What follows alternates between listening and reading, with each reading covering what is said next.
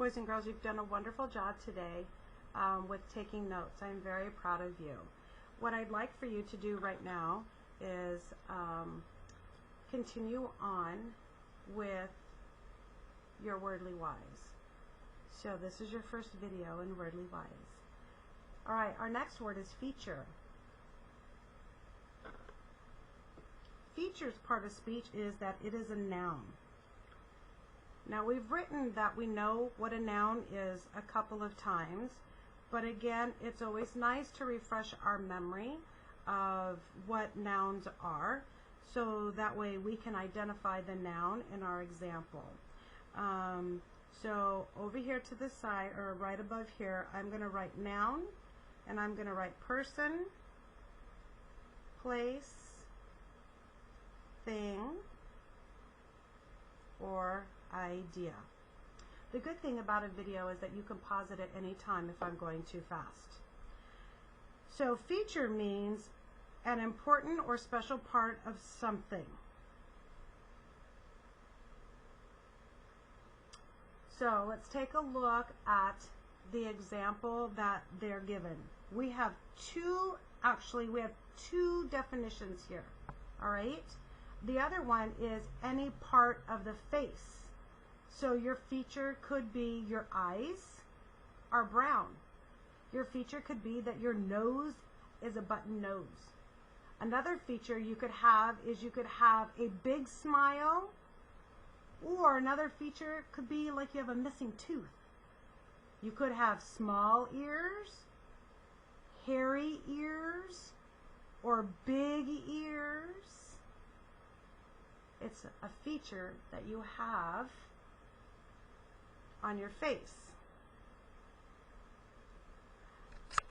So, it's an important or special part of something. So something tells me that I'm going to be looking at a thing. Okay?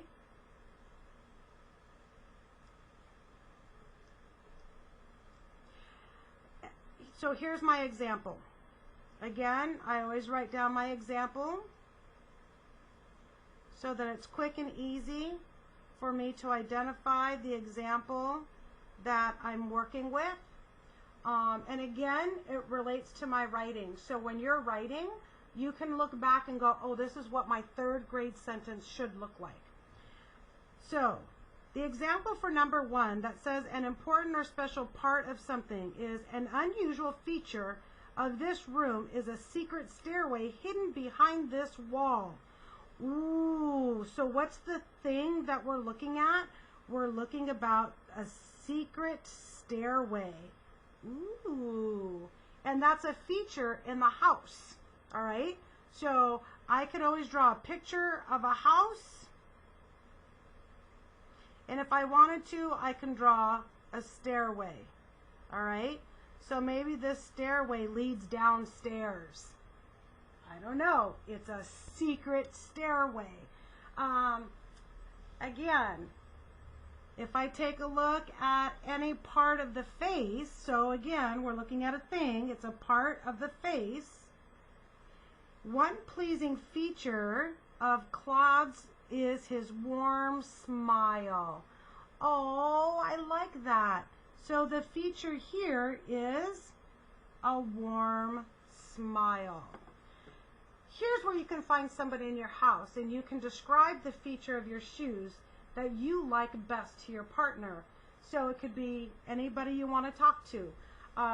So I'll tell you this, one of the best features that I like about my brand new Skechers that I just bought is that it has a very comforting, cushiony sole. So it's very, very comfortable to my feet. All right, I'm going to turn the page. All right, our next word is grasp. Grasp. If I think about my prior knowledge,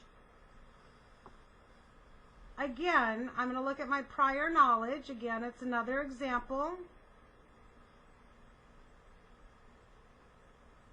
My prior knowledge of something is by I can grasp a jar of peanut butter. I can grasp my pen. Okay? So here the girl is grasping the bar. So I already know just by looking at the word, I can ignite my prior knowledge because I can see that she is holding on to the bar. So grasp might mean to hold something, okay? So I haven't even read it yet, so I don't know, but I'm just using my previous knowledge just by looking at this picture. So if I come back here and I take a look, I see that it is a verb.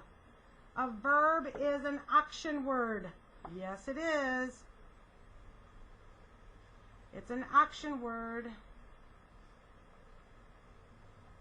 And I can see here that her action is to hold something. Okay?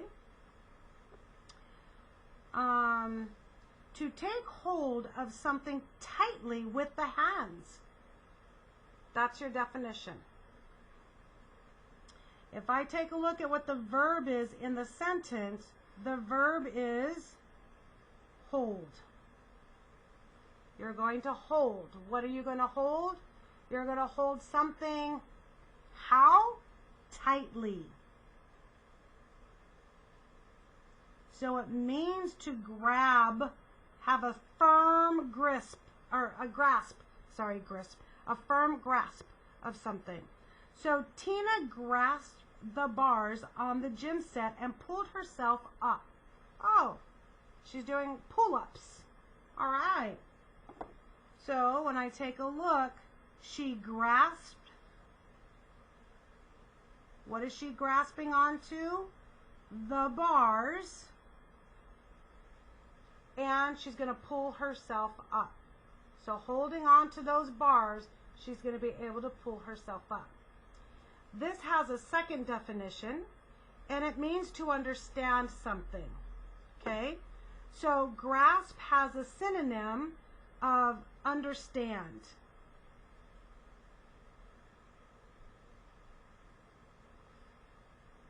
After we grasped the directions, it was easy to do the puzzle. So meaning, after we understood the directions, we could create the puzzle. So grasp means that you understand the directions, that you can follow the directions. Okay? So, to follow the directions. Good job. Oh, we have a turn and talk. So tell your partner something you have learned that was easy for you to, and I want you to use the word grasp.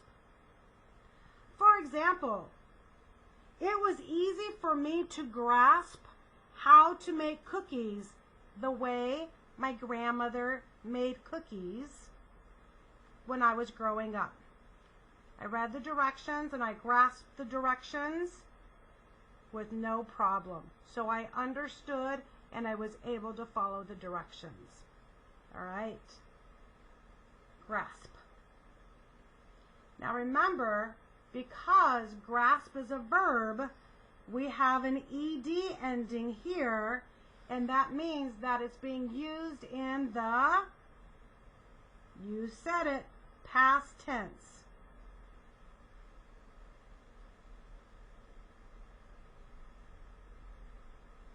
Which means something that already occurred, something that already happened. Next vocabulary word is jet. Jet here is a noun. And I see that we have two definitions. And what I should be doing is I should circle the definitions so that you can see that there's two sets. So jet can be used two ways. Grasp can be used two ways. So it's a noun. I could write noun again.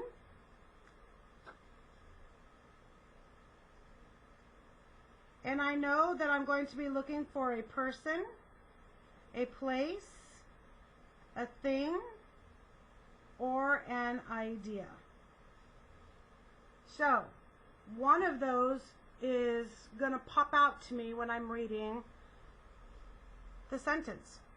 So a stream of liquid or gas that is forced at high speeds through a small opening. Oh, a jet. Oh, okay. What's the noun that I'm looking for? Well, a stream of, liquid is a noun. Gas is a noun. It's a thing. So, again, it could be a gas or a liquid, and it is forced at a high speed. So here's your definition. Forced at a high speed through a small opening. So just think about the nozzle of your hose. If you have a nozzle and you can adjust the nozzle, it can spray wide or like a little sprinkle, or you can make it really tight that the water comes out fast and far, like a fire hose that you see here. Okay? And again, don't forget, it's okay to color. So if you want to take a minute and you want to color, you can color. It kind of helps you to solidify what you're learning. So the fire truck directed jets of water from the pump truck to the burning house. Firemen cannot be close to a house, and so they need to make sure that they've got a strong stream of water that can be forced through the hose at a distance so that they don't get injured in any way. All right? The other one is an airplane that is powered by a jet engine. Okay, so here the the noun is an airplane, and it is powered by a jet engine. The pilot told us what kind of jet would be carrying us to the West Coast. Well, if you're like my student Grayson, you know a lot about warships and you know a lot about war planes. And so here we're looking at a special type of jet. Okay, so it can be an F-10, it could be a Boeing 747, it could be any kind of a jet, all right? So we know that it is an airplane. Pilots drive the airplane, all right? And again, I could use all kinds of previous knowledge if I wanted to. An airplane, I could draw an airplane. Now listen here, people, I'm not the world's greatest artist, but I do my best to draw my airplane. And if I wanted to draw little windows, I draw little windows. They're not going to always be perfect, and I'm okay with that. But there's my jet. So I know that there's two ways that jet is used in a sentence, in conversation, or in written form. Our next word is marine. Marine is part of speech, is an adjective. It has a definition, and it also has an example. And I always write example because I want you to be able to see the sentence that it's being used in. So, marine is an adjective having to do with the ocean or with ships and boats. Marine. Now, I'm sure you're thinking like marine as in a soldier. You can think about marine, you can think about the Navy, you can think about the Army, you can think about Air Force. But marine here is strictly just being used with ocean or with ships and boats. Okay? So, when we think about like marina, for example, a marina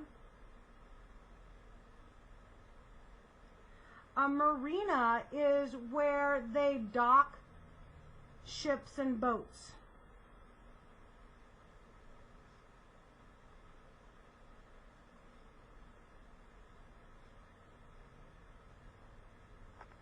So if you've ever been on base, like at Pearl Harbor or Kaneohe, well, I don't know if Kaneohe has that, but I know that Pearl Harbor does. That's where the ships just go right up and they can dock their ships, okay? Right next to the land from the ocean, okay? So the largest marine creature is the blue whale. Oh, well, that's not talking about ships at all. Huh. Marine, the largest marine creature. So marine, oh, they're talking about animals that live in the ocean. Okay? So that's what it's having to do with. So I'm going to say animals that are living in the ocean.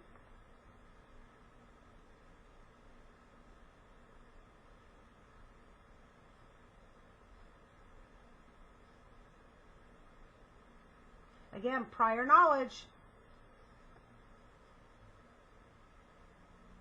Again, this is where you get to turn and talk. You can turn and talk to anybody that is in your household. Your brother, your sister, your auntie, your uncle, your grandma, your grandpa, your cousins. And I want you to tell them about your favorite marine animal. My favorite marine animal is a dolphin. I love to swim in the ocean with the dolphins. They're so serene and peaceful creatures, but they're also very powerful creatures. So I love to just watch them out in the ocean, just jumping out of the water and playing. It's so much fun to see. So boys and girls, I'm going to ask you now to finish and use your prior knowledge with scar, tentacle, and vessel.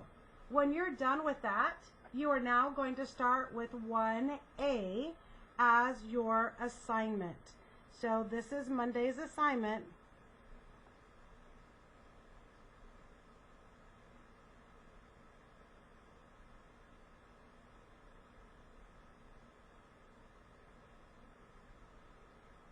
Good luck, boys and girls.